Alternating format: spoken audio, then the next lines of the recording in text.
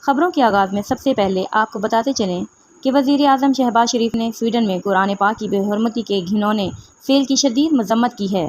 وزیر اعظم کا کہنا ہے کہ واقعے سے دنیا بھر کے مسلمانوں کے احساسات شدید مجروح ہوئے ہیں۔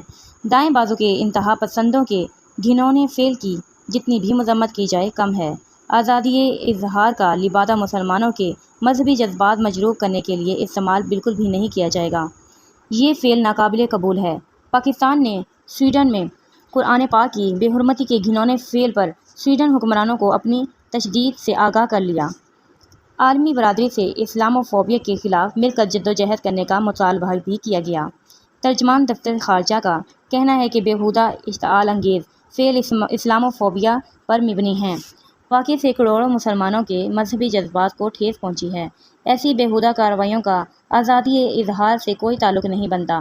مذہبی جذبات کو ٹھیس پہنچانا انسانی حقوق کے عالمی قوانین کی بھی خلاف ورزی ہے۔ اسلاموفوبیا کے خلاف یکساں موقف اختیار کیا جائے۔ عالمی برادری کو امن اور احترام کے اصولوں کی مکمل حمایت کرنی چاہیے۔